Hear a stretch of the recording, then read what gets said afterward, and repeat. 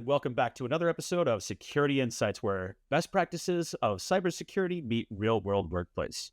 I'm Chris Goettl, and joining me again is Robert Waters from our Ivanti Solutions Marketing team. This is our third episode, wrapping up our DBIR trio, I guess, of episodes that we had planned. So, kick us off. Give us a refresher on what we talked about last. That's right, Chris. So episode 1 of this series was on key findings from the Verizon DBIR, namely the top 3 attack vectors used in the breaches Verizon research for the DBIR. Episode 2, we then focused on defending against 2 of those attack vectors, specifically credentials and phishing. And in today's episode, we're going to focus on defending against the third most common way that attackers initiate a breach, which is exploit vulnerabilities.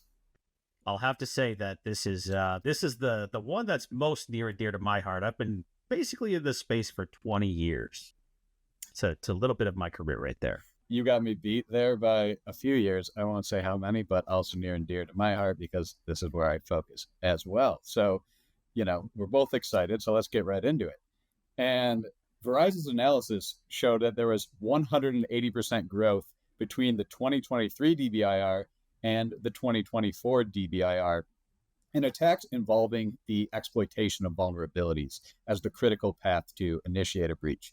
In fact, in the 2024 DBIR, exploit vulnerabilities almost leapfrogged phishing as the second most common attack vector, which, was surprising, but not surprising, I guess you could say, in today's climate. So, Chris, what do you think is driving this growth? Well, the biggest example that Verizon added in there was the Move It campaign. I think everybody saw the headlines about Move It. It was a very wide-reaching, very impactful ransomware campaign.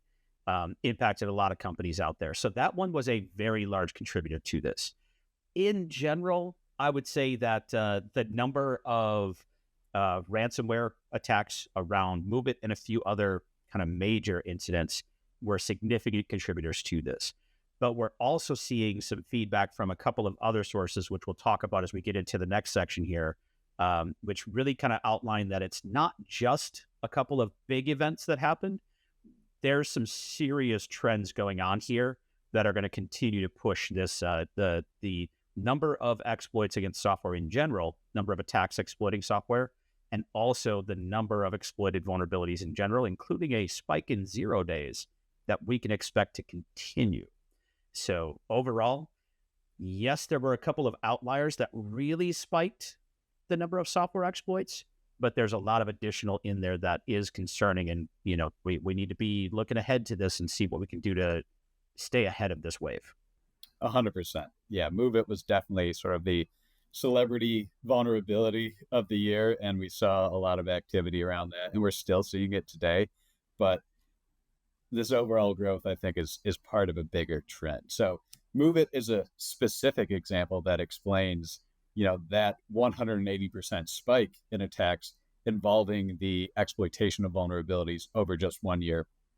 But you and I, like we mentioned, we've been working in this space for a number of years now, and we've identified a few broader market challenges over that time that explain why we're seeing more and more organizations fall victim to vulnerabilities year after year. And today we're going to be discussing those challenges, starting with the acceleration of exploitations. Would you mind explaining that one for our audience?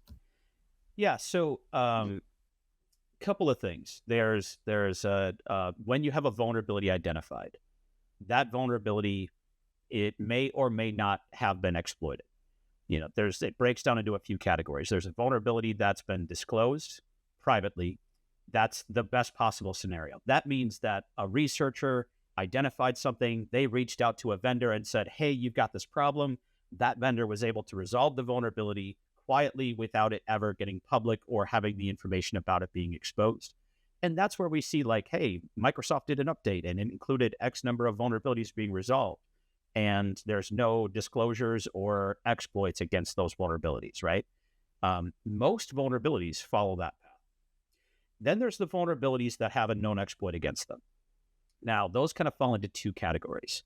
There is an exploited vulnerability, which is a vulnerability that came out and at some point after that was exploited, whether that was by a researcher releasing their findings after the vulnerability was properly resolved, or maybe it was a threat actor reverse engineering something after the vendor responded to it and figuring out a way around it. And what they're trying to do is they're trying to get in and get ahead of most of the people's ability to update. Going back a few years, I believe it was the 2016 DBIR. That particular release talked about the average time to exploit a vulnerability from release from the vendor to the point where it could be exploited is about 14 days. And about 50% of exploits happen in that window from release to that 14-day kind of time frame. So that's where the industry really started to shift to this 14-day being the ideal kind of remediation cycle. You're going to get ahead of most exploits if you can resolve vulnerabilities in that time frame.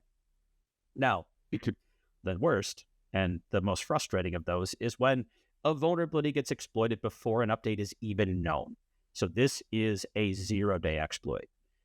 So in that case, an attacker figures something out, they're able to exploit it, and they take advantage of that before the vendor is even aware of it. And the vendor finds out typically because either the FBI or some threat researcher or something comes up and it escalates into, hey, we found out what it was. It was tied to a vulnerability in this piece of software, and the vendor then goes and gets that fixed as quickly as possible and responds to it to get that resolved.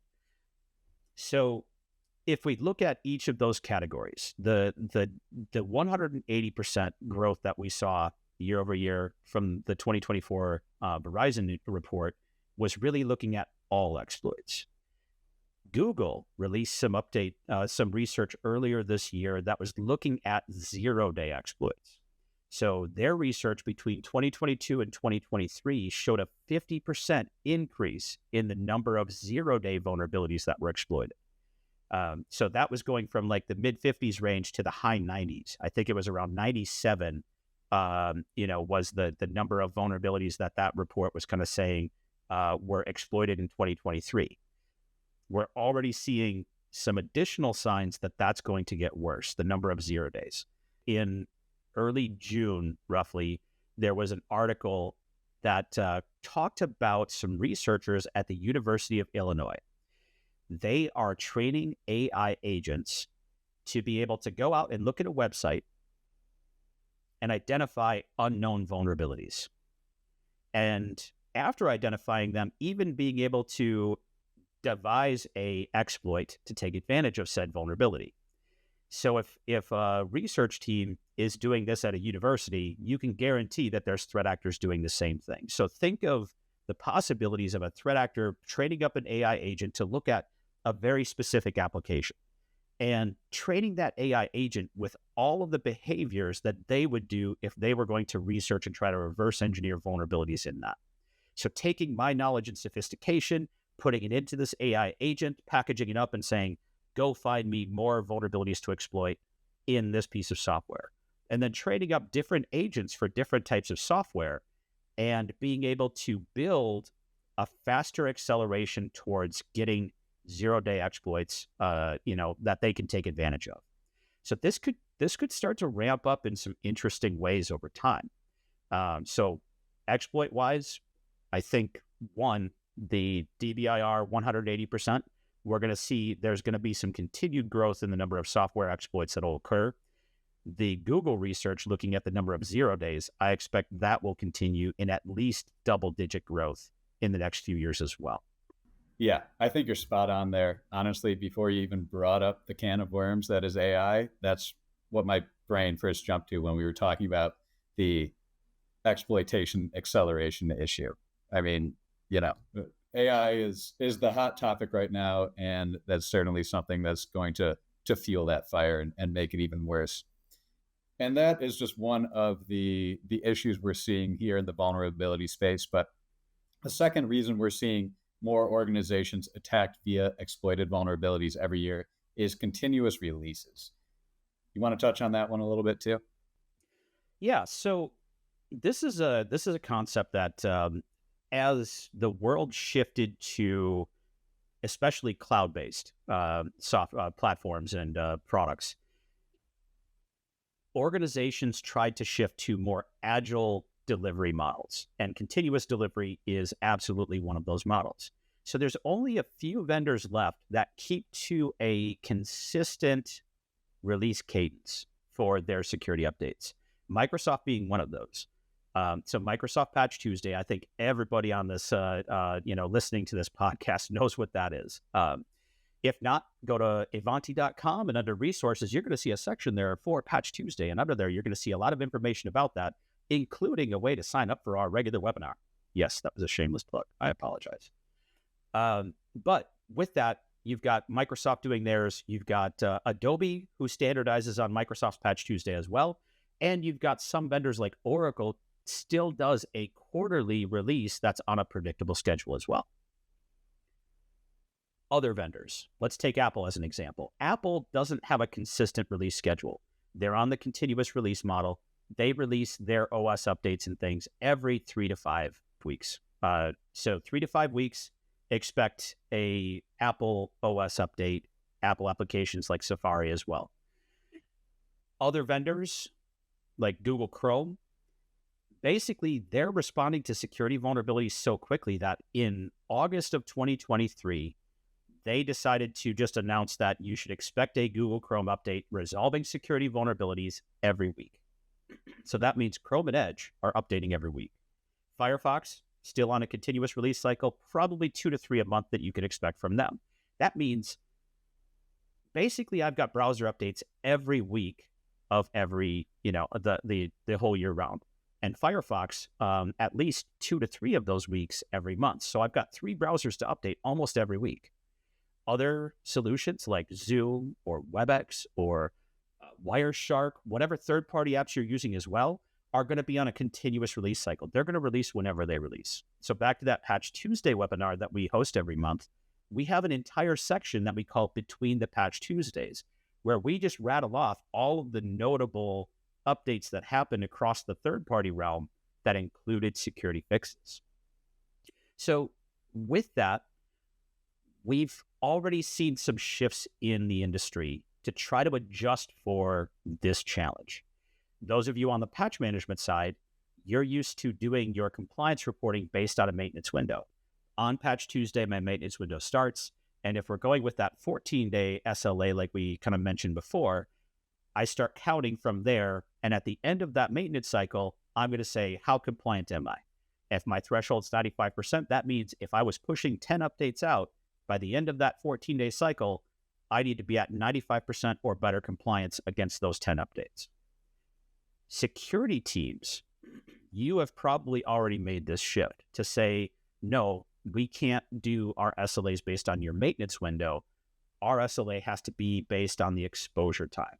So each update from the day it releases needs to calculate that SLA. So Google Chrome update starts or releases today. If that happens, we're going to start that 14-day timer. Tomorrow, if a Zoom update comes out, start that 14-day timer. Every single update is more on parallel tracks, each needing to be calculated in against their own specific SLA.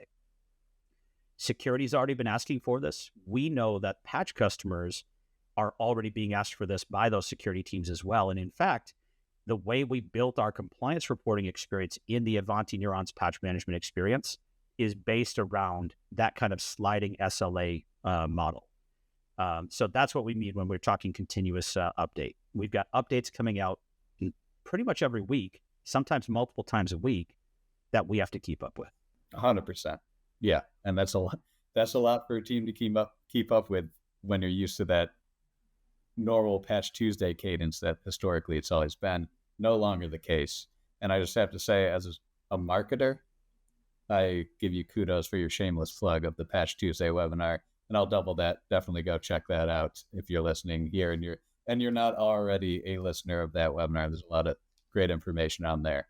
And then just to round out this topic, something we're also seeing is more organizations falling victim to cyber attacks stemming from exploited vulnerabilities due to slow testing and rollout of fixes. So Chris, once more, back to you.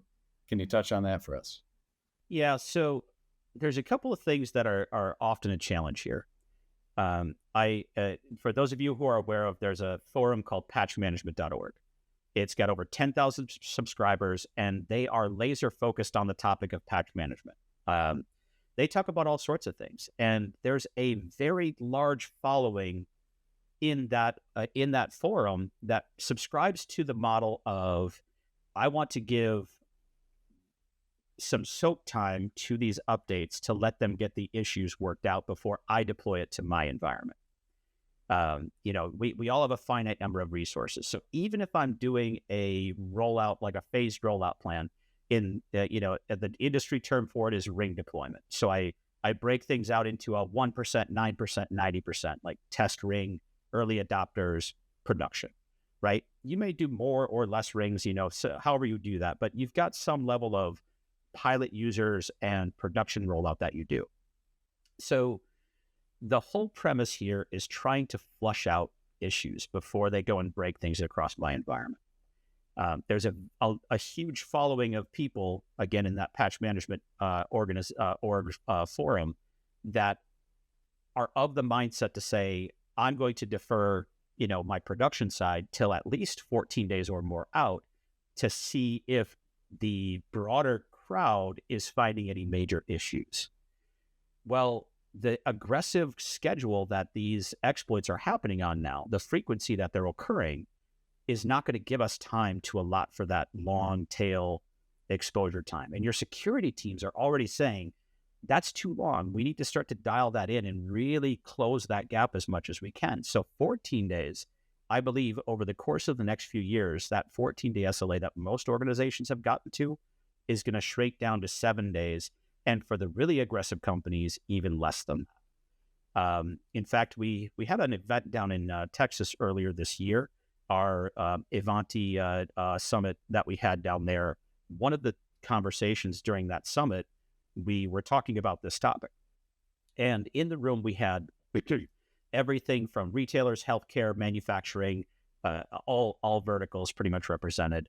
And we had a very broad gambit. A lot of people in that 14-day SLA range, some of them a little bit more aggressive, some of them saying even a 6-week cycle is what they do because they're in a very complex manufacturing environment where the manufacturing side needs longer times to roll out because they've got a much harder schedule to try to meet. Now, in those cases, you're probably mitigating things with segmentation, dark networks, and things like that as well to try to mitigate those layers additionally. But long story short, you've got some type of a rollout plan that you're going to test with. All right. So 2 basic camps of issues that are going to come up during your testing. The first one is the ones that a ring deployment experience is suited for out of the box. And that's kind of the initial smoke test. Did something break? Did the patch fail? Right? So let's take an example. Many of you probably remember the WinRE known issue that happened earlier this year in 2024. The OS updates were trying to update, and the Windows recovery partition on especially older systems was too small. So the update failed. Well, that's an easy one for ring deployment to catch because it was an outright failure of the patch. We get instant kind of feedback in that test ring, and we can go and troubleshoot that and figure out, oh, hey, it's because that partition's too small. Do we have a fix for it? If we did, we could try to get ahead of and still get things resolved in time to be able to meet our production rollout.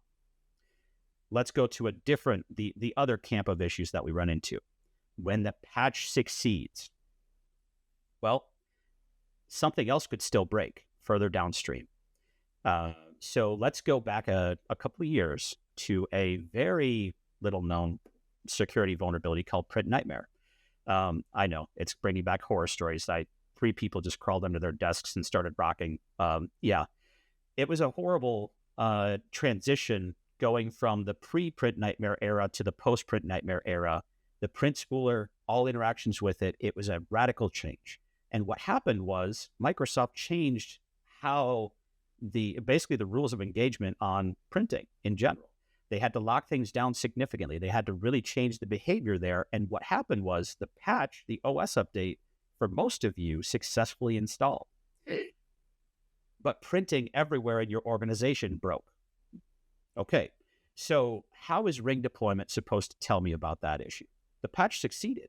So a percentage threshold of successful installs, it missed it because the patch succeeded, right? We need some other mechanisms to be able to try to get to that information. And that's what most of you are using through either email or some other method. You're engaging those pilot and early adopter users to try to get that feedback.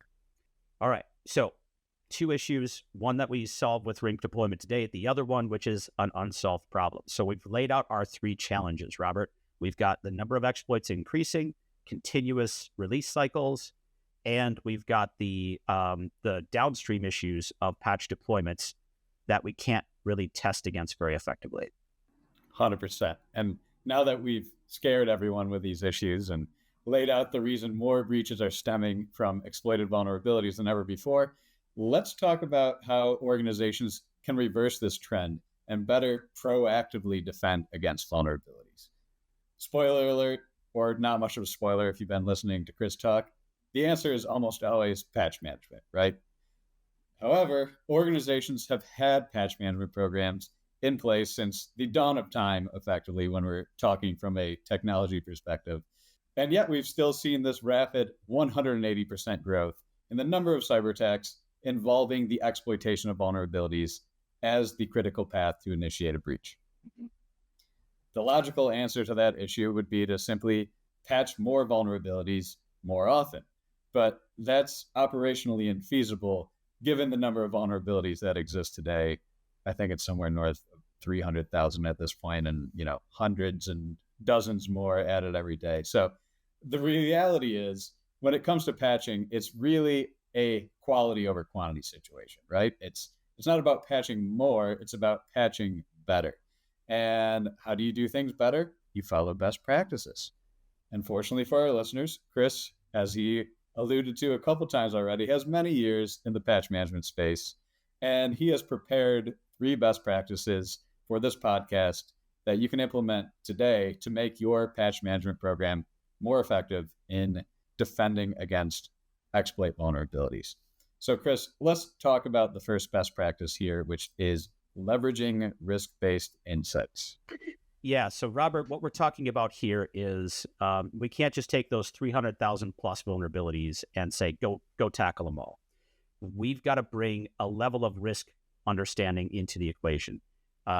So there was there's several good examples out there, but one in particular was an OS update, had a known exploited vulnerability in it.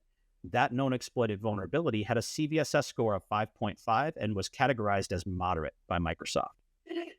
It was quickly utilized in ransomware campaigns, which were basically off the shelf. I could purchase this exploit and use it in campaigns, and it basically, steamrolled from there. It was used very heavily. Getting the right telemetry. So this is coming in from solutions like a risk-based vulnerability management platform that have that type of information involved. The scoring, the prioritization capabilities, that drives the level of information that you need. More importantly, though, we need to bring that information out of the security side of the house and bring it into the operations side of the house. So having that type of telemetry out of the box, not just in the security tools, but in the patching tools as well. When we say risk-based insights, that's what we mean. It needs to be in the way we assess, the way we look at data, the way we prioritize the items that we say need to be remediated. And more importantly, gets us into my second best practice, which is cadence. How do we get ahead of this? Well, we need to do our once a month kind of regular maintenance. That's typically going to be your OS update and anything else that we can do at the same time. But if we can complement that with additional tracks of work with very specific criteria, we can get ahead of the other risky items that continuously kind of come out without impacting the environment very much. And what we mean by that is saying, okay, my regular maintenance, that's going to be my rollout where I'm going to do a ring style rollout. It's going to be a 14-day cycle starting on patch Tuesday. The OS update and any third parties that I could do in that time frame are going to get patched in that cycle. In parallel, let's define a priority update track. This is going to be a weekly or better cadence where I'm going to identify some very specific applications that will continuously be updated. So let's put our browsers in there. Let's put telecommunications apps in there. A lot of the ones that have security vulnerabilities regularly coming out that are also high profile and target users. Those are the ideal candidates for threat actors to target. So let's take those out more regularly. If I can patch every Tuesday and Thursday and knock out those browsers and a few other applications on a weekly basis, I can reduce that risk level significantly. And most of those updates will be able to be updated without the need for a reboot. Maybe a browser restart or something like that, but a reboot won't be necessary. The third category is zero-day response. We can't treat this as out of band. We can't say, hey, start this separate process and go through it. We need a well-defined process already in place and an agreement on how we approach that. I was actually very surprised and very pleased with the conversation we had back at our ISS event earlier this year. Most of the room had a 48-hour response time as their kind of default for when a high-profile zero-day occurs. In fact, we had one customer who even said their target is 4 hours from the release from the vendor to the point where they want to try to remediate that, meet their SLA on remediation. So 95% or better. 4 hours. Challenge accepted. Okay, so I need to be able to give, my admins 3 different tracks of work to define. My first one is going to be that blanket kind of do all things, including the OS that are available. That second track of work that's happening more continuously, I've defined certain applications and certain times of the week that they can do it and not do a reboot with that so it doesn't disrupt users that much because they hate reboots. I don't know why, but yeah, I do too. I'm not going to lie. The third one is that zero-day response with the ability to say, even override schedules, and if something is in there, do it immediately and do it as quickly as possible. So giving you the ability to have multiple tasks that you can define the criteria for and remediate risks much more quickly. Now, with that comes the very important part of balancing reducing risk with operational impact. So that brings us to our third best practice, which is we need an enhanced experience around Ring deployment. Yes, we need to have that test, early adopter, and production kind of rollout model. With that, though, we can't just do the break fix of, hey, we got things, and then we're going to use email to go and try to talk to users and get some interaction there. We need some more aggressive ways to interact with those users and understand what's going on. So how do you bring something like user surveys into the equation?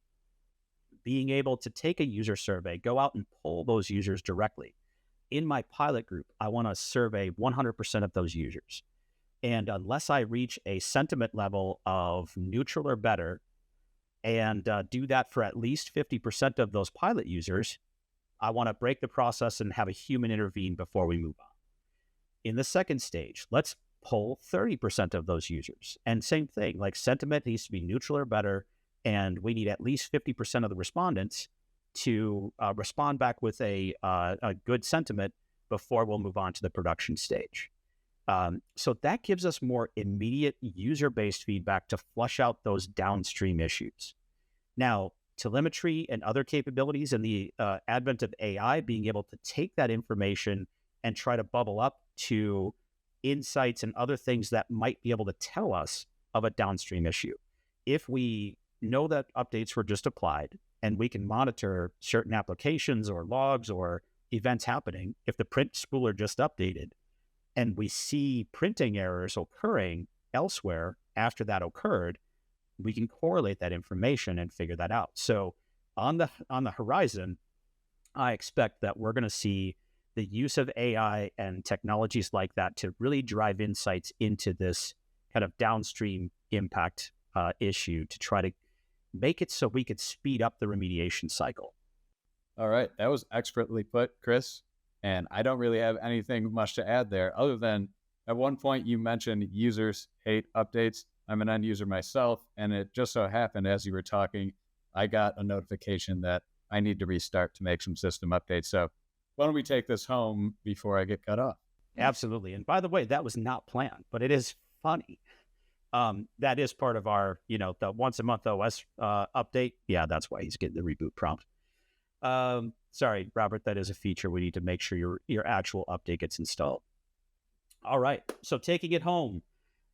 Thank you, everyone, for joining us on another episode of Security Insights.